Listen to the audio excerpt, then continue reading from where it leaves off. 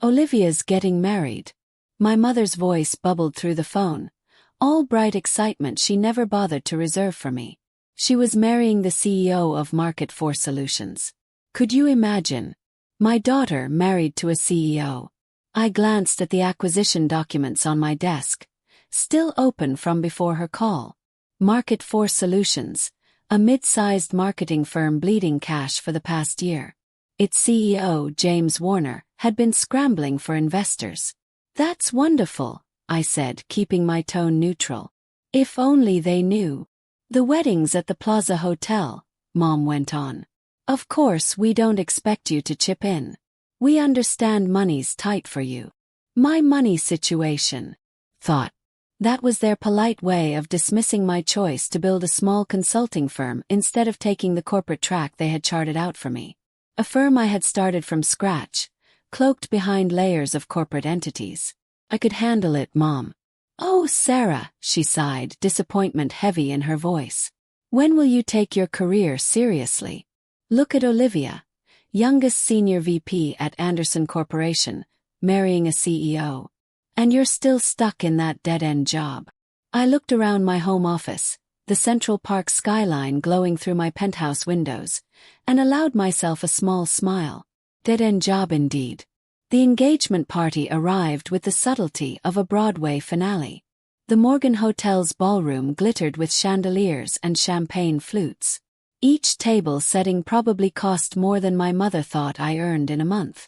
Sarah, Olivia's voice cut through the crowd. My sister approached, swathed in designer fabrics that screamed new money, her diamond engagement ring flashing under the lights. I didn't think you'd come. Couldn't afford a new dress, she teased. I looked down at my sleek black custom dress, more expensive than her ring. It was perfect. Well, she said with a condescending pat on my arm, at least you tried. Let me introduce you to James. James Warner appeared beside her, his confident smile barely hiding the tension in his eyes. Tension I knew well. I'd been tracking his company's financials for months. Sarah, right, he said, extending a hand. Olivia's sister works at. What was it again? Some small consulting firm. Olivia waved it off. Nothing like Market Force. James and I were just discussing our expansion plans. I sipped my champagne, hiding a smirk. Expansion. Not under his leadership, not the way he ran things. Sarah wouldn't understand the realities behind the business jargon. She's more of a detail-oriented type, Olivia added. If she only knew that while she was planning a fairy tale wedding, I was planning the takeover of her fiancé's company. Phoenix Consulting had been eyeing Market Force Solutions for months. Outdated methods, bloated management. Perfect for acquisition. Actually, I said smoothly, I'd love to hear more about these plans. James launched into his polished pitch. Market penetration, synergy, strategic growth. I nodded politely, noting what he conveniently skipped. Declining stock and 3 failed product launches this year. Fascinating, I murmured, aware of our mother's proud gaze on Olivia. Isn't it? Olivia beamed. I'll join the board after the wedding. James says I have a knack for leadership. Of course he did. He needed the family's connections. Connections that now largely ran through me, not her. The party rolled on. Designer labels, forced laughter, congratulations whispered amid pitying glances at me. It's not too late. My father cornered me by the bar. I could make some calls, get you a proper position somewhere. Smiled. I remembered the stack of resumes on my desk. VPs and directors from top firms lining up to work for Phoenix Consulting. I'm happy where I am, Dad, I said calm. He shook his head, frustrated. You could have been like Olivia. Instead, you're wasting your potential at some no-name firm. No name.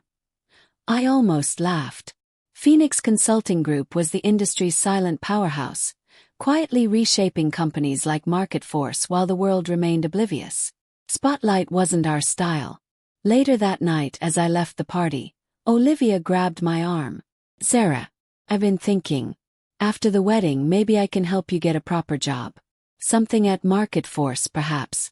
Entry level, of course. I studied her. The designer gown, flawless makeup, that practiced smile. She had everything she thought she wanted. If only she knew that in less than a month, her meticulously crafted world would collapse. "Thanks, Olivia," I said softly. "But I think I'll keep what I have." Driving home in my modest car, a deliberate choice to maintain my cover, I couldn't stop smiling. Let them all believe I was stuck in some dead-end job. Let them pity the sister who couldn't compete. Back in my office, I opened my laptop and sent a simple message to my board. Proceed with market force acquisition. Timeline 3 weeks. Target wedding day. The sweetest revenge isn't proving people wrong. It's letting them believe they're right, until the perfect moment to show them otherwise. And Olivia's wedding would be that moment. I texted my assistant. Compile everything on James Warner's recent meetings. Make sure our lawyers are ready. The pieces were set. All that remained was waiting for the grand reveal. The sister who thought I was insignificant was about to learn she was working for me. The irony was delicious. The Plaza Hotel ballroom glittered like a storybook scene. White roses cascaded from crystal vases, champagne flowed endlessly, and my sister, radiant in her designer gown, soaked up attention from 500 guests. I sat quietly at my table, observing. My phone buzzed. Final confirmation from our lawyers. Market force was officially ours. Only the announcement remained. "Ladies and gentlemen," James began, tapping his champagne glass. "A toast to my beautiful bride, who, from today, will not only be my wife but also a key part of Market Force's future." Applause filled the room. Olivia beamed. "In fact," James continued, "I'm thrilled to announce that as of Monday, Olivia will be joining Market Force as our new Chief Marketing Officer." More applause. My mother wiped tears of joy.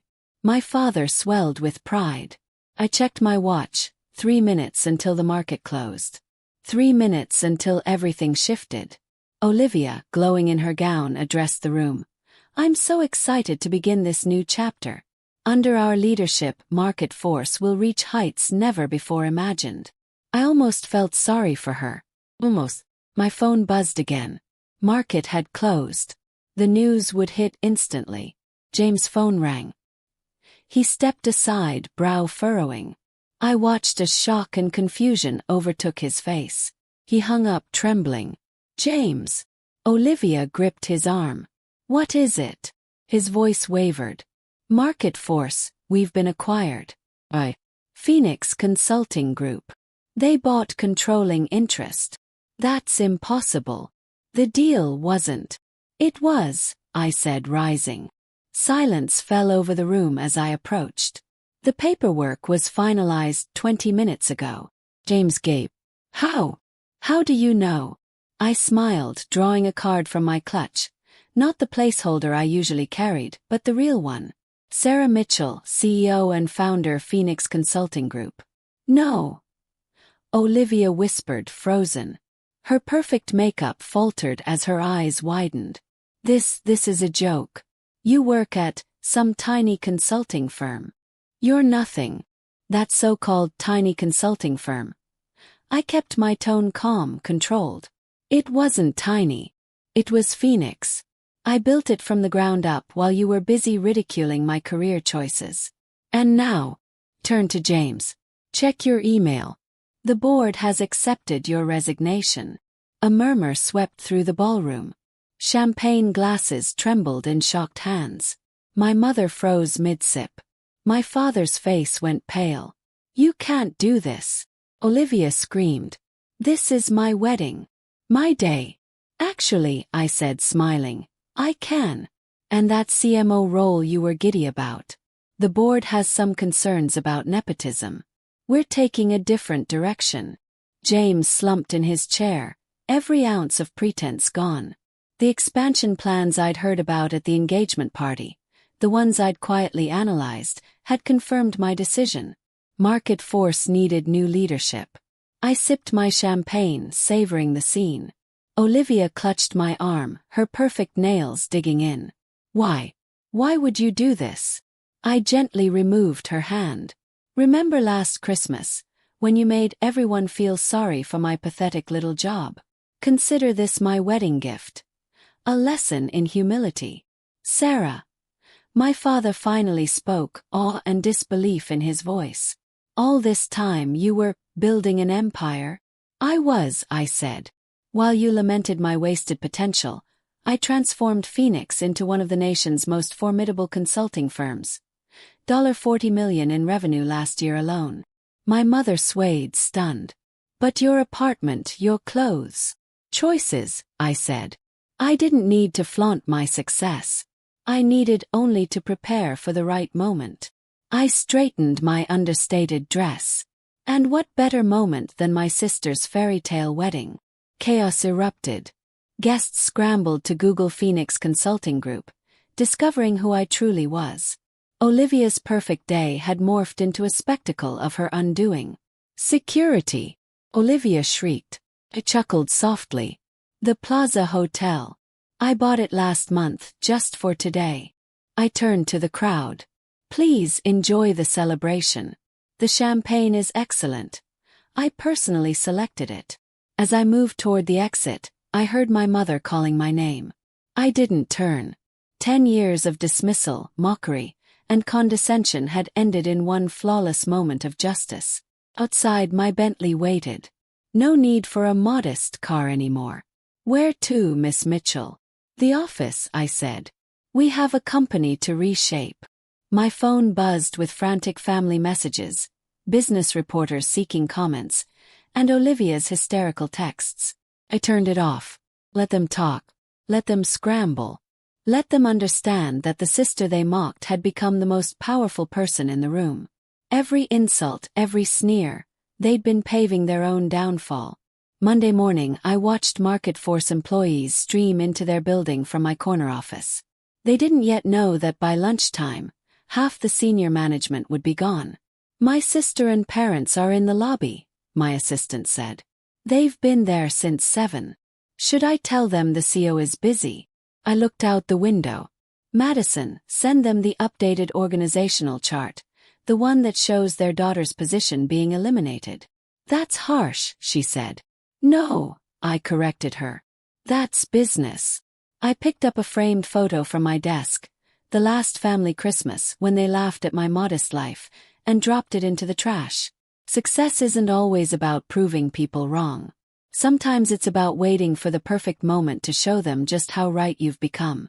As Market Force's stock soared under Phoenix's leadership, as my sister's meticulously planned life unraveled, as my parents finally grasped what they dismissed all these years, one thing was clear. The so-called dead-end job they mocked had become their dead end. And I had become exactly what they never imagined I could be. Their boss.